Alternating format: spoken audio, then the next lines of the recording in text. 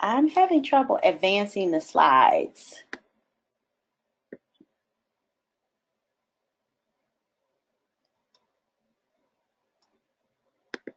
Can you try now? They're still not moving on my end. I can move them for you. Just let me know when you need to. Okay, go ahead and advance.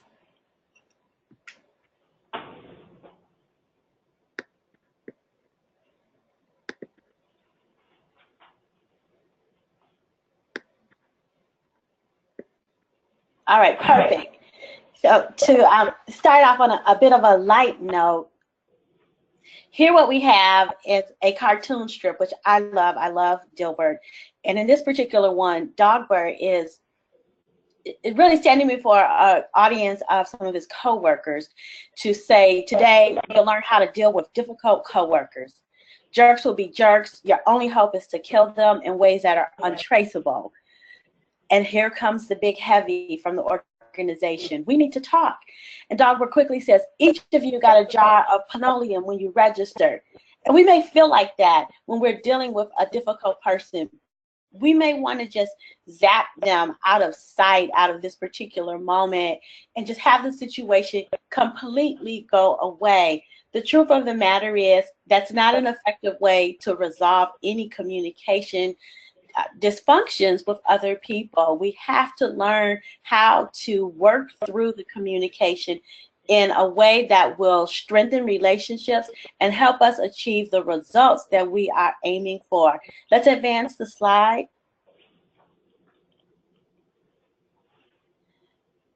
To begin, I'll review 6 types of difficult people. And you may really relate to having an experience with one of these types of persons. You may also see yourself in some of these descriptions. I'm starting with the descriptions of the types of difficult people to build an understanding of what is their perspective and why they may appear to be difficult to us, and to help us to get underneath what seems problematic. Let's move ahead. The first type of difficult person is the bully. And the bully is someone who really displays aggressive behavior and appears to want to humiliate and threaten people pretty regularly. My first encounter with a workplace bully was very early in my career. I was working with a public relations firm, and I was assigned to manage a key account and lead the event planning for an open house. The client was disturbed with some of the preparations leading up to the event and requested a meeting. And I was super excited that I was entrusted with this responsibility early on in my career. Went to the meeting to really help to resolve these concerns. But what I was not prepared for was someone to be sitting across the table from me and acting quite belligerent and berating me with his words, with his tone, really aggressive behavior. And I was shocked. I was frozen. I did not know how to get a handle of this conversation, how to stop this man and break the pattern of what was really toxic in that moment. After that meeting, I just remember going to my car, calling my boss and saying, you know, we have a real problem here. The good news for me in that situation is I had a wonderful boss who talked me through that situation and gave me some tips that empowered me so the next time I had a meeting with someone who displayed similar behaviors or emotions, that I was able to speak to them, to not really wait for a break, but to be a circuit breaker and speak to that person in that situation to really ease their emotions and get to an understanding of the truth of the matter, which is deeper often than what they are saying. Let's move on to the next type of difficult person. The next type of difficult person is a complainer. And a complainer is someone who really is, if we talk about is the glass half full or the glass half empty, the complainer may think the glass is always half empty. They have a critical eye. They look for errors. They look for things that may be wrong, and they are quick to bring them up. They're quick to object. In a team environment, a complainer can be perceived as, it's like a Debbie Downer, as we say, as someone who is not really going with the flow. But the truth of the matter is, the complainer is someone who wants things to work out well. They have really high standards. They just have trouble articulating their information in a way that can be received more pleasing and more palatable by others around them. Let's advance to the next slide. The third type of difficult person is the pleaser. Oh my goodness. I bet you've met this person. They agree with everything. They raise their hands. They volunteer readily to do anything that may earn them some quote unquote brownie points. Pleasers are people who need to be accepted. They fear rejection. They fear disapproval. They are shy of criticism. They overexert themselves to establish value as a part of the team. It can be problematic because you really don't know what the pleaser stands for. You don't know what their backbone is. You don't really understand how they can really be of benefit because they are trying to do everything rather than playing to their strengths. And that can be a precarious situation for anyone that's working as a team. Let's move on.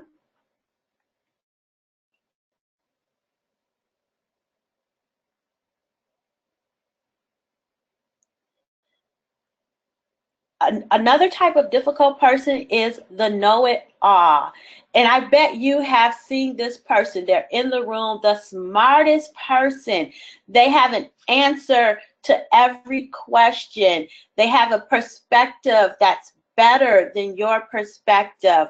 They are very vocal. They come across as having a superiority complex. I learned early in my career that none of us is as smart as all of us, and the know-it-all is a particular type of difficult person that often would easily aggravate me because I felt they were posturing. But really, at the heart of it, they want to share their information. They believe in learning, and they believe in educating others. But often the tone in which they talk is where we take issue. It's not so much what they are saying, but how they are communicating that message to us. Let's look at another type of difficult person. The quiet one.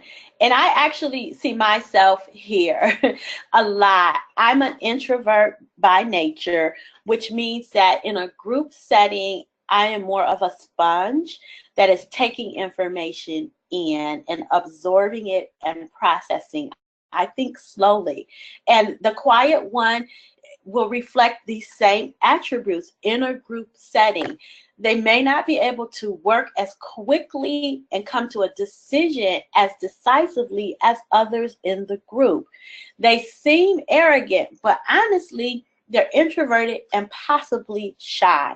They need time to process. You give them a day, maybe 2 days, and they are ready to go over this information, full of ideas, full of suggestions on how you can move forward.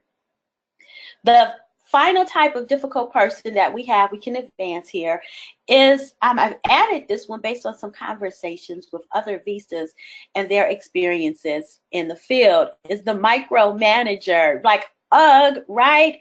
I worked for someone who I felt was a micromanager, always standing over my shoulders, wanting to review my work. Really a lot of pressure. Are you finished? Is it complete? When will I have it for review? And I like autonomy, so this was difficult for me because I had so much autonomy in my career up until I worked for this particular manager. And then I felt a loss of autonomy, a loss of trust. I felt that if my work quality were being questioned, but those were all my faults and my issues. Really, the micromanager is someone who needed assurance.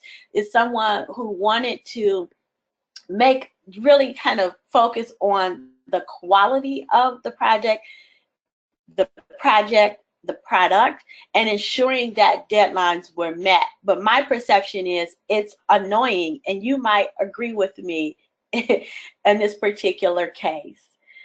So we've covered 6 types of difficult people, and now what I'd like to do is to share some strategies on how you can improve your ability to get along with difficult people. Let's move ahead. Actually, we can move ahead 2 slides.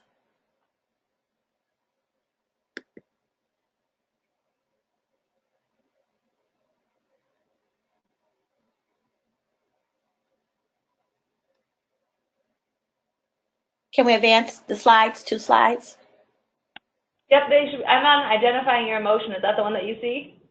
No, I'm still seeing micromanager. Okay. Sometimes they can be slow. Okay. Now I see dealing with difficult people begins with yourself. So we can go ahead one more. I'm still on micromanager. I move to difficult people.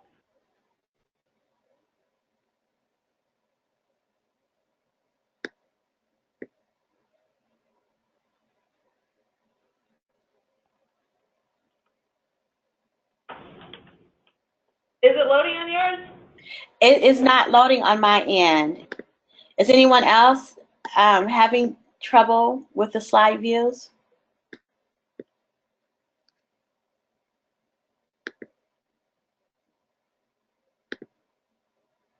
Okay, yeah, I see dealing with difficult people.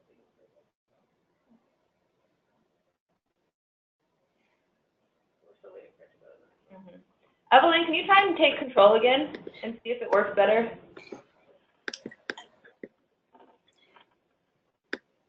Yeah, I am not able to advance them at all on my end. Okay, I see them moving up here, so.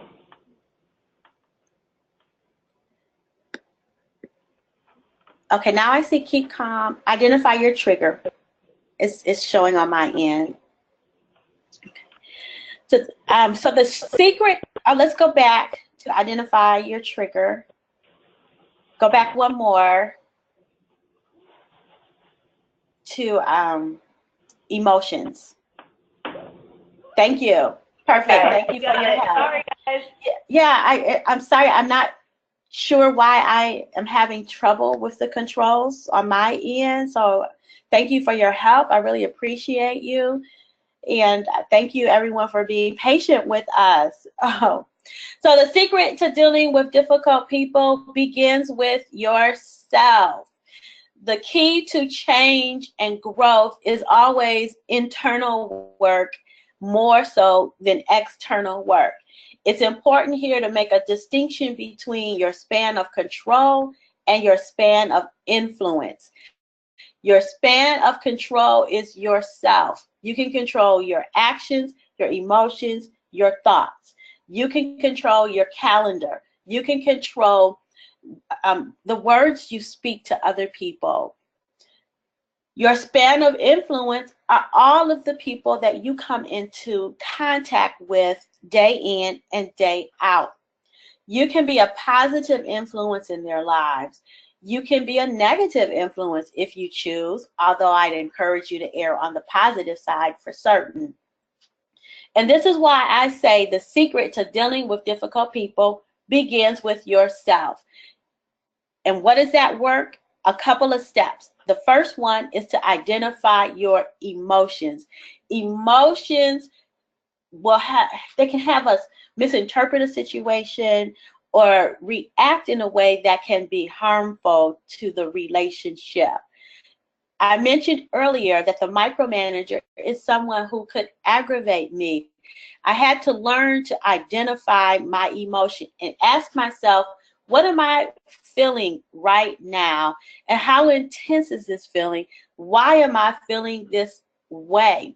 Emotional intelligence is one of the most critical skills that differentiates workers and leaders, high performers, and highly successful individuals in the workplace. Emotional intelligence means that you know that there is a full span of emotions. They run from happy and excited to sad, angry, and scared, and that you understand that there are different degrees within each of these emotions. You can identify your emotion, and you can identify the emotions of other people as well. And you can identify the intensity. Whenever it is too intense, that's a time you may want to question whether or not you can continue in this conversation. I have a rule that I operate by, that when emotions are flying high, we really need to take a timeout. And that timeout can be an hour, a day, maybe a week. But I know I need to collect myself, slow down, and think through the situation before I respond to someone who I believe is being difficult. Let's move on. After identify your emotion is to identify your trigger. The trigger is the item that is really activating this emotion. And oftentimes the trigger is something from your past rather than the present experience. The person before you that is perceived to be difficult is symbolic of a past experience that evokes an emotion within you. In that particular moment, you may feel that you're being rejected or discounted, blamed or judged or patronized. Sticking with the micromanager, I felt patronized on some levels. I also felt I was being discounted. There was a lack of trust in the work quality that I can do. And my manager would regularly send emails to say, what's the update on the project? Or come by my office. Are you still on time with this work? Making sure I understood that she knew I knew that she needed to review it before it went to our final internal customer. And when that happens one time, it's easier to deal with. But when it's happening over and over again, it's much more difficult to work with someone who behaves this way day in and day out.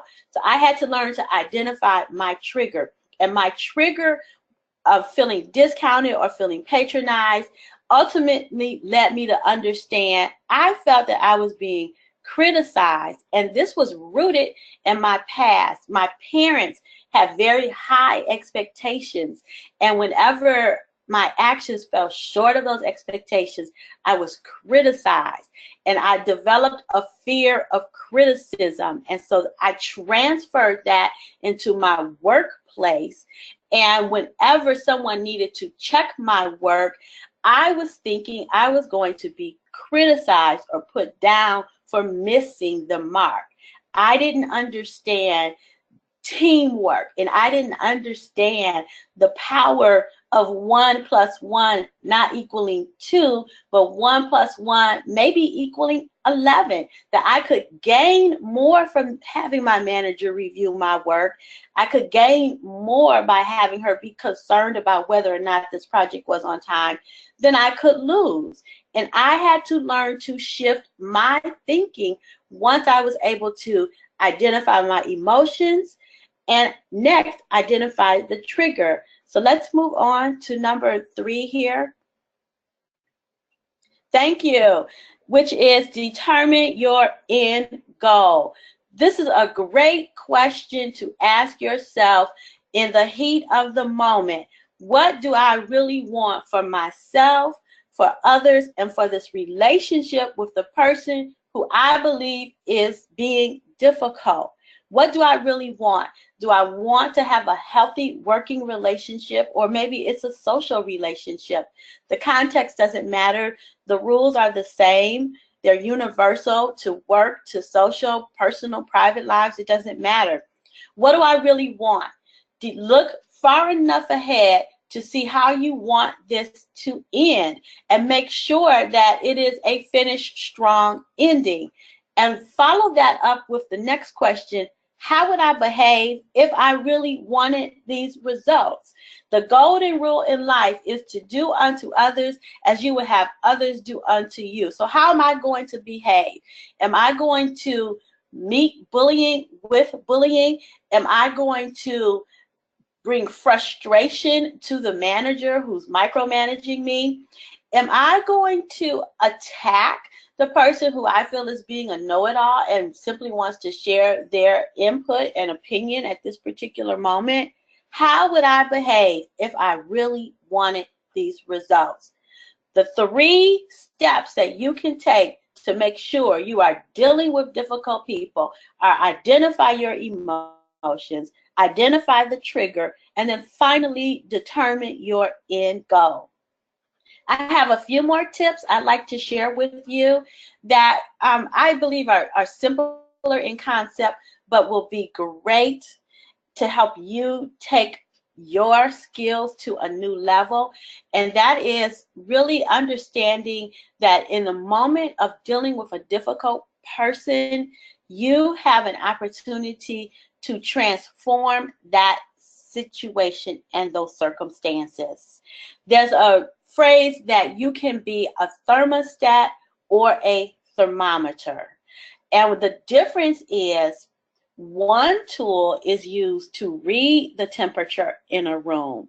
The other is used to adjust the temperature in the room. A transformational leader adjusts the temperature. They read what's going on, but then they also adjust it so that there is a win-win situation for everyone involved. They adjust the moment so that teams become more unified, relationships become more unified, that ultimately there is collaboration and not competition. So let's look at a series of tips that will help you understand how you can be a transformational leader. The first one is to keep your cool. And this has to be rule number 1. Pay attention to your body. Pay attention to what's happening. Your body gives clues. Your neck can tense up. You may find yourself balling your fist. You may be crossing your arms. You may feel your face is getting flush. In that particular moment, your first objective is to keep your cool. I'm an easygoing person. People call me easygoing Evelyn, as a matter of fact. I do very well in heated discussions because I can maintain my cool and I can talk at a tone that brings everyone else's emotions down. I had to learn to use that in a transformational and constructive way. But keeping your cool will set you apart from others in the room and establish you as a leader. And people will want to know what you're going to do next. Let's move on. Be proactive. There is the rule here that you have the opportunity to step into a situation and be a problem solver, be a circuit breaker. You can stop an action that may be destructive, that may be toxic, and turn it around to something constructive and positive.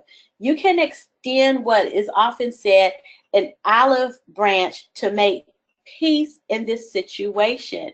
So often people want to go back and forth, bickering, and I bet you've seen this, bickering in a meeting, bickering in a conversation, and no one wants to be proactive and bring peace into that moment. A transformational leader knows to bring peace into that situation. We have keeping your cool and being proactive. Let's move on. To be respectful. Being that you will always value the other person. There's a saying in the John Maxwell community, of which I'm affiliated, is that everyone is a 10. Everyone is a superstar. Look every person in the eye and give them their due respect, regardless of your feelings and emotions. The ability to hold someone in high regard shows up when you are working on projects together. Teamwork is what's needed to make the dream work, but teams work when individuals respect and trust each other, and you have to give respect to get respect. So always remember that everybody is a 10. And what I do for myself is I want people to view me as a 10, so I'm willing to give everyone a 10. And the moment I start to think that somebody maybe they're not a 10, maybe they're a 7, then I have to ask myself, am I a 7? So I want to be a 10, so therefore everyone around me gets to be a 10. We have keep your cool, be proactive, be respectful. Let's move on to be fair. And this is so important. How many times are we frustrated when someone says life is not fair? We have a choice. We always have a choice on how we will behave when we are dealing with difficult situations and dealing with difficult people. We can really use this opportunity to speak positively and pour into their lives, or we can use it as an opportunity to cut them down and belittle them. I say play fair. No hitting below the belt. Remember, the golden rule is to do unto others as you would have others do unto you. Give people the benefit of the doubt. Work off of an assumption that they have good intentions rather than poor intentions. Work under the assumptions they want to do good rather than do harm. Let's move on. Be compassionate. Oftentimes, when we're dealing with a difficult person, their emotions are running high.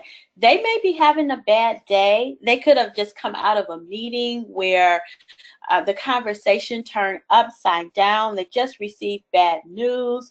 We don't know what is going on in their life. But when we take a moment to understand that person, we gain information that helps to strengthen our relationships and also helps us to improve our ability to work together. There's a Stephen Covey rule of highly successful people that says seek first to understand, then to be understood. It's one of my favorite rules, and this is where I believe compassion comes into play. Compassion says I'm taking the attention away from myself and I'm putting the attention on you, and I'm looking deep in you, so deep into you that I see you and I see your concerns and I understand your goals and objectives. Let's move on.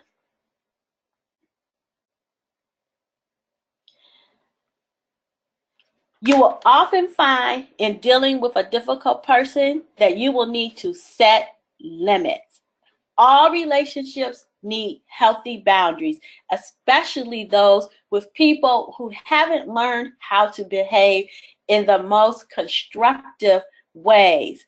Setting limits will let people know I will not stand for this conduct. I will not tolerate you speaking to me in this tone. I do not accept being called out of my name. You have to have limits. People need to know what you stand for. They need to know that there are boundaries in place so they can understand when they may have crossed those boundaries and how to return back to a healthy place. Let's move on. And finally, here is rising above the situation. It's easy to get pulled down into the heat of the moment. Oftentimes, a conversation with a difficult person, we may feel like they want to bring us down, but we have to step out of that moment and say, no, I'm not going down. I'm going to rise above these emotions. I will rise above these triggers.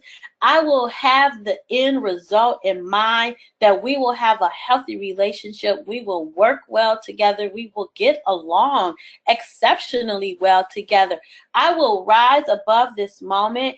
I will not be humiliated. I will not be put down. I will not be frustrated. I'm going to maintain my cool, and I'm going to use this as a lesson, and I'm going to look for what I can learn in this moment that I can carry forward for myself as well as others around me.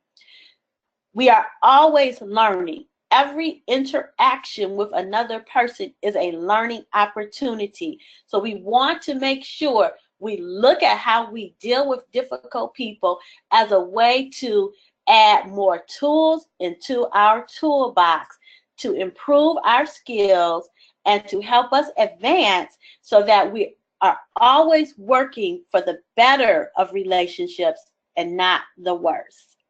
Thank you. So let's open up the floor for questions here. If you guys have questions, you can either raise your hand or type them in the questions box, and we can read them off.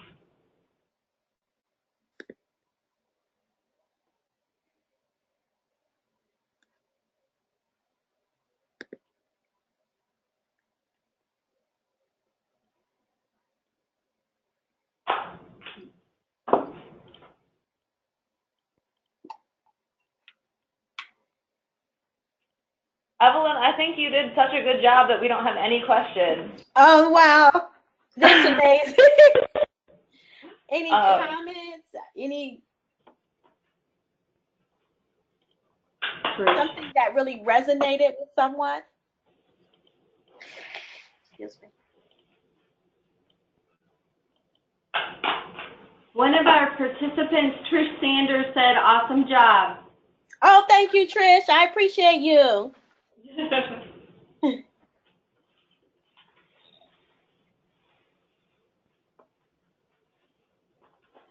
Maddie says, I'm glad you touched on different difficult people and how we ourselves can be a difficult person. Yes, Maddie, it's so true. I mean, I've got to be honest. I can be a difficult person, as nice as I am. It's true. Thank you. Well, thank you so much, Evelyn. Thank you. Thank you, everyone. It's been a pleasure to be here with you today. I am Evelyn Summerville. I'm a leadership and lifestyle coach, and I invite you to follow me on social media. I'm on Facebook, Twitter, Instagram, LinkedIn, and I share insights on living and leading with excellence. So please feel free to reach out and get connected. I'd love to hear from you and continue to support you on your journey. Thank you very much, and thank you guys for assisting me with advancing the slides. No problem. Sorry about that, Evelyn. Have a good day. Thank you. Bye-bye. Bye.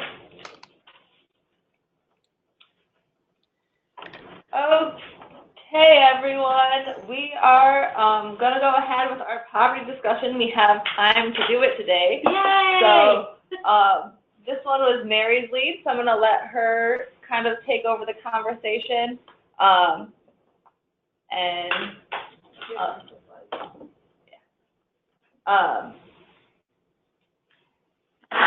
All right, so hi guys, how is everyone today? Did everybody get a chance, I know we've had a couple of months break with this, but did everybody get a chance to listen to the podcast on the poverty? Yep. A lot of people did? Okay. So one of my first questions was, because researching this, I had never heard of this before. How many of you heard of basic income? See, Maddie, Robbie, Spencer, Demona. Do you think that cash is a basic human right?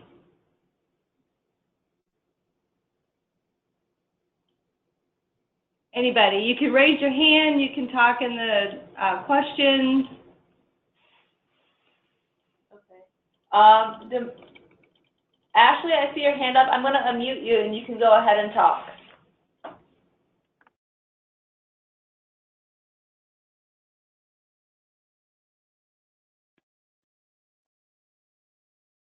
Ashley?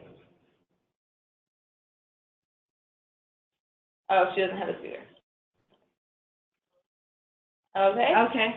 Well, feel free to type your question, and then we'll call on someone else who's had their hand up.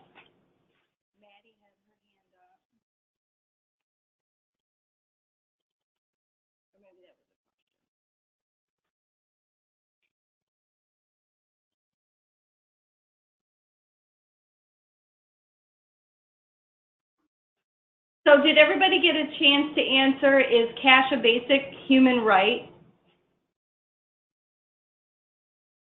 Trish says, I grew up understanding you work hard and get paid. Money doesn't grow on trees. And then Ashley says, I do think it's a basic human right since it costs to live. And then Mia says that she thinks so because we live in a world that views cash as a necessity. Okay, awesome. So keeping those thoughts in mind, who's going to pay for that?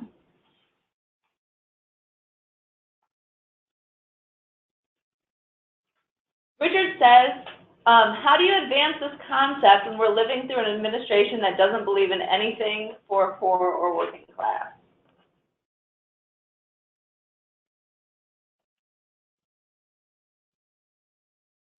That's interesting. Does anybody else have a comment on that?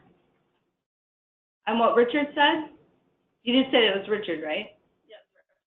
Rick, yeah. Yeah.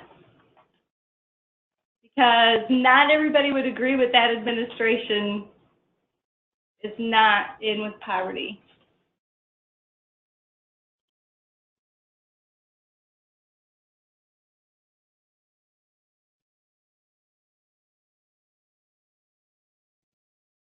Are you in the chat, Zaki?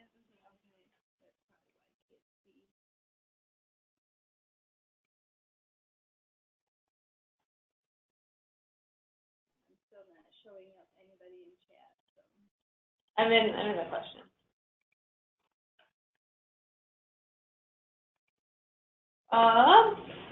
Robbie, if you go on your sidebar and go under audio, it should give you the pin. The pin for all of them are, or for mine and for yours are different.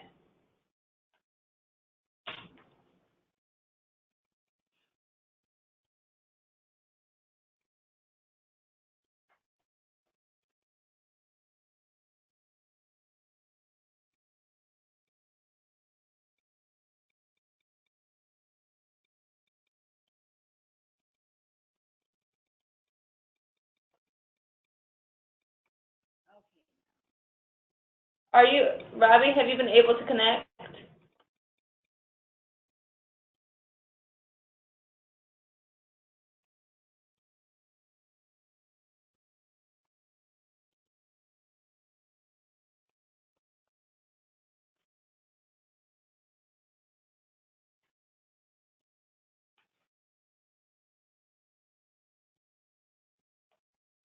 Mia says, who pays for it? The people who have more money. Other things that are human rights, food, shelter, and water require cash. Therefore, it should be accessible to all, or we could just eliminate the entirety of capitalism. Sorry. No, that's fine. I think that Mia brings up a good point, too, to say that there are all of these things that we see as human rights that require cash. So maybe in response to the question, is cash a right? We can talk about whether food, shelter, and water are a right, and maybe that is more agreeable and easier concept to engage with.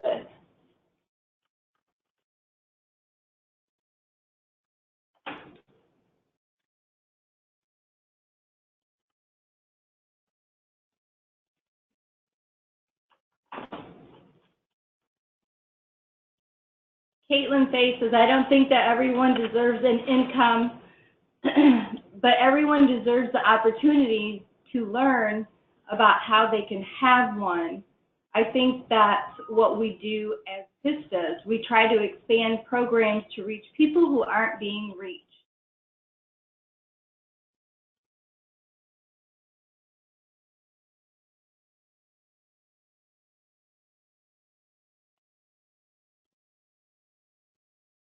So this is spurring on some good conversation. It's very interesting to me to see what your opinions are about who we think deserves an income and who doesn't. Swartzen says, in the country of Finland, when a baby is born, the parents is given the option to either accept a check from the government or accept a baby box full of clothes and necessities that the parent can use for the first 3 months that the child is born. I have definitely heard of that. There's also, I don't know where it's at too, but they give the guy, the dad, a whole year off from work. But so in keeping with our poverty discussion, do you think every child deserves something like that?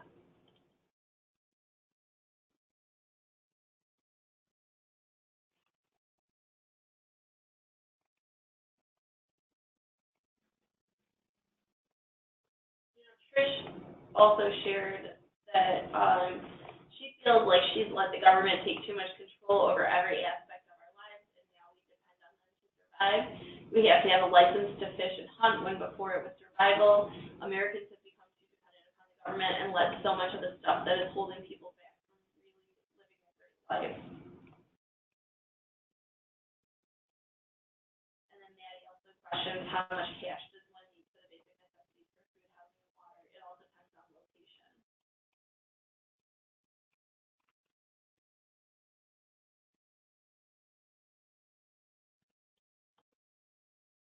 Okay, those are all wonderful and great points. We have a couple more questions here. Do you think it would really change people's lives if they did have a universal basic income?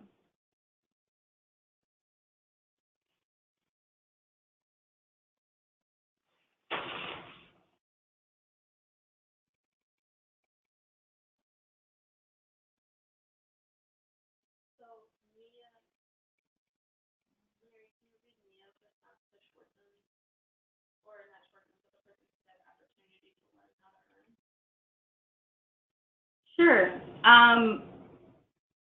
Mia responded to, I think it was Caitlin. Yeah. I think it was Caitlin. Come back down to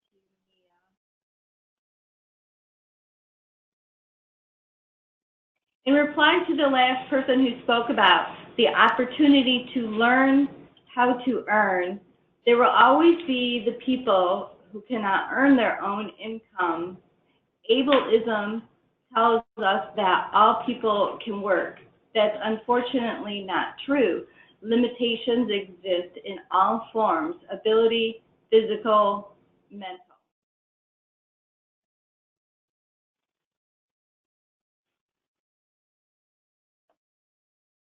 I agree. I think a lot of people would agree.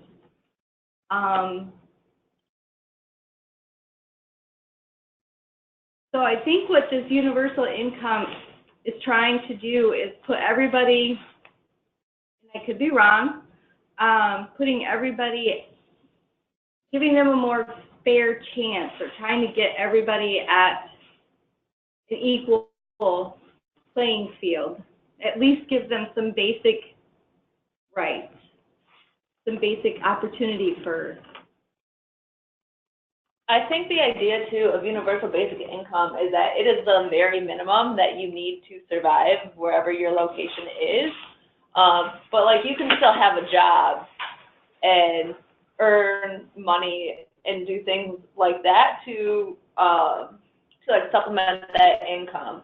So I don't think the idea is that nobody has to work anymore, or that everyone just gets to live for free, or that social stratification based on income isn't a thing. It's just upping the baseline for everyone. And I don't know if you guys watched the like cartoon video on universal basic income, in addition to the podcast that we sent out a while ago. But I think that that YouTube video is really accessible. I'd like to read a couple more comments. One is from Swartzen, and he says, yes, it would change the lives for some, but not for all. You will have some people who will benefit from it, and some people who would see it as a loss for themselves. And then Spencer said, I have an answer comment for would it really change people's lives. A lot of research shows that it actually would not improve the lives of the poor in the United States or other advanced countries. In these countries, it is usually better to improve social safety net programs that are targeted to support people who are the most vulnerable. TANF, Social Security, Medicare, UBI, which the universal basic income generally has the greatest benefits in countries that do not, scrolling down, that do not have these programs and do not have the ability to figure out who to target or who to have much, or who have much larger poverty rates than the United States.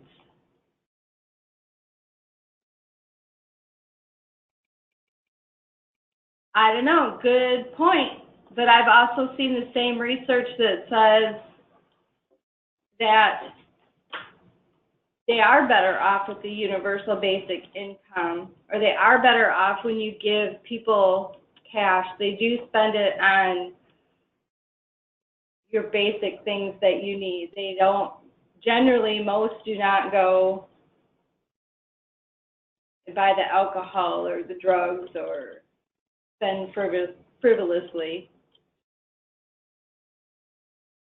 What do you all think about what happens when you up that baseline? Does that, and I don't know anything about economics, so this is a genuine question. How does that work with inflation? And I know that's a concern. Have you guys done any research on that, or are there any economists out there that want to explain that to me?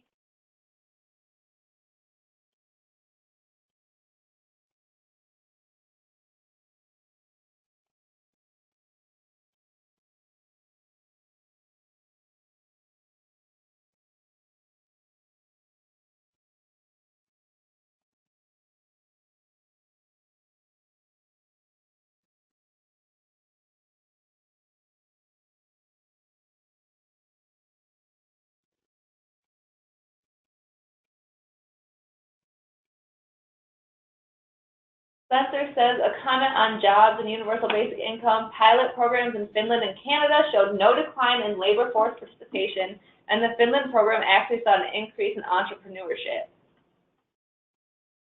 Awesome.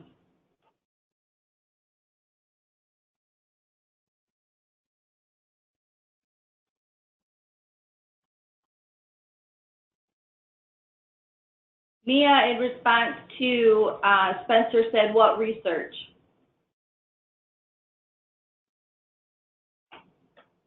Maybe we can find that research too, and if Spencer, you want to forward that to Mary or I, we can distribute it if anyone else wants to read up more on that.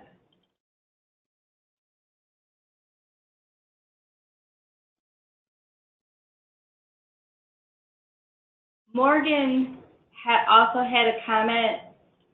I think it would definitely change lives, but maybe not in a great way. In researching UBI a little more, it seems that people spark these creative endeavors in their lives when UBI is available. But I don't think that simply giving everyone an income will spark that. I think especially in the U.S., it will only aid the spike in obesity and reliance on the government for income, healthcare, and food. Many people take advantage of the system already, so that's the pessimist in me says that will happen even more if this took action.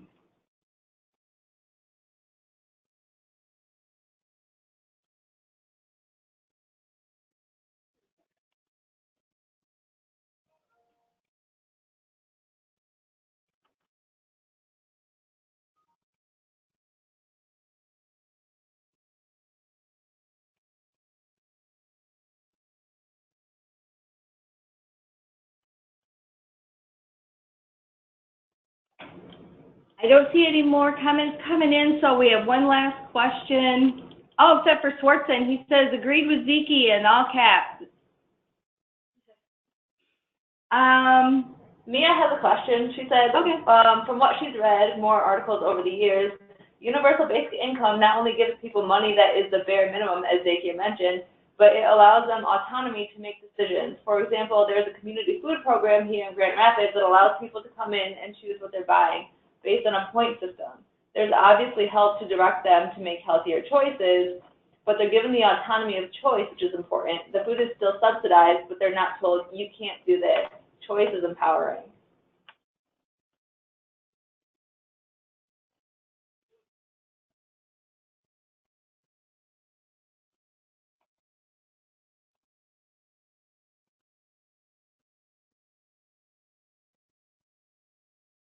I think that's really important, that empowerment, because so many of the same people that we think would probably benefit from a universal basic income are people who are disenfranchised or marginalized in some way. So that power can be almost more important than some of the tangible benefits.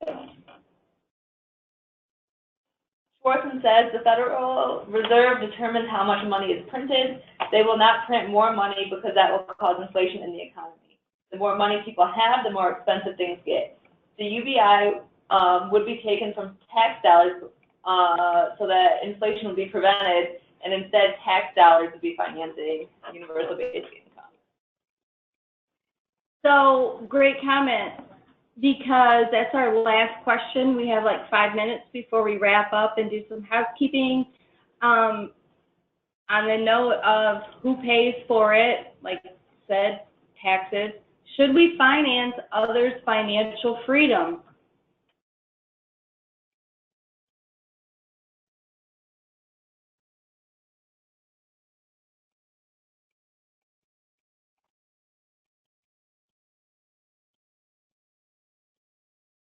So without getting too political, I think we already do finance others' financial freedom by, like, through the tax system, by providing tax rates, Sure. by cutting the corporate tax rate and allowing corporations to make decisions about people's financial structure. So I don't see how different it is to set a basic income so everybody would have that structure determined, rather than a couple of companies.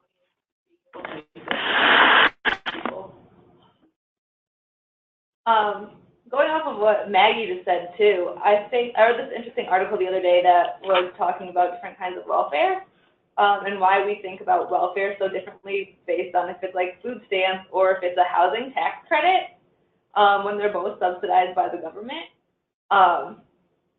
So I think that could be an interesting thing to think about too. What kinds of welfare already exist that we don't attach stigma to?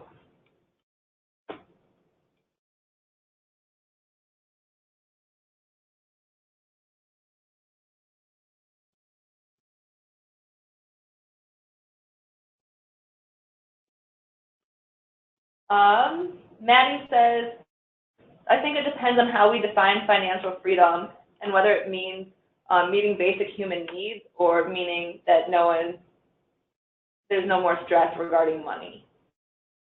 I'm curious to know if would still be as much stress regarding money if basic human needs were met.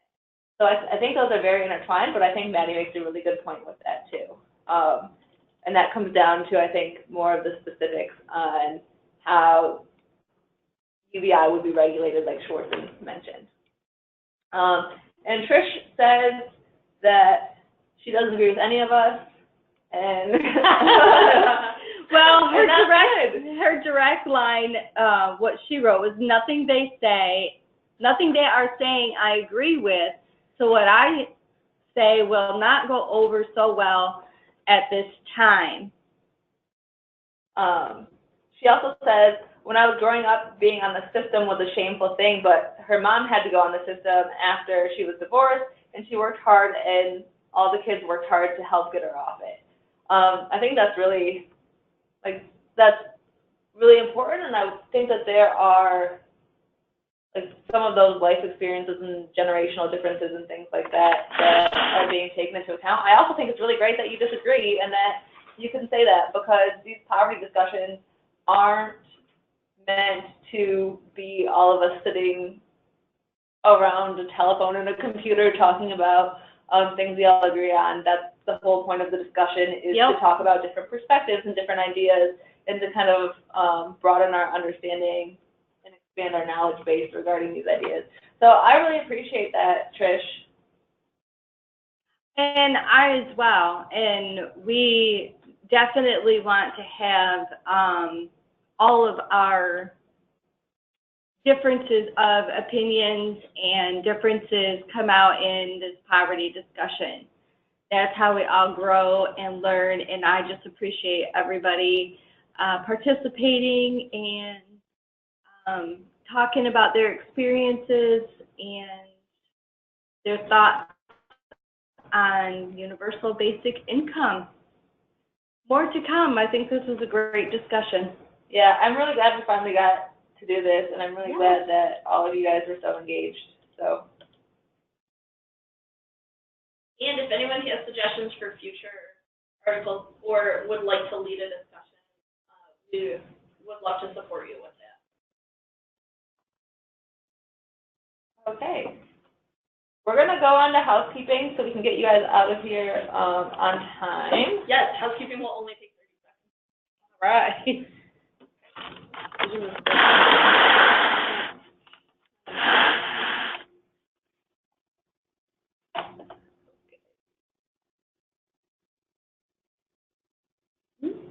And we're just waiting for the slide to show up. Sorry. I can read some of it while it does. Great. It's online. So timesheets and monthly reports were due at the end of December. So if you haven't gotten them into your Vista Leader yet, please do.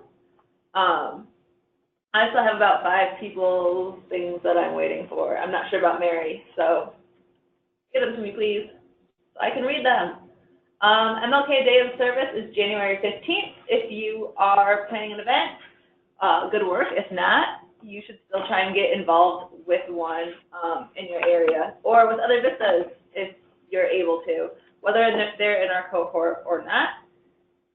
Yep, the Learning to Give webinar, which we sent an email out about, I think in November, is happening in 2 weeks.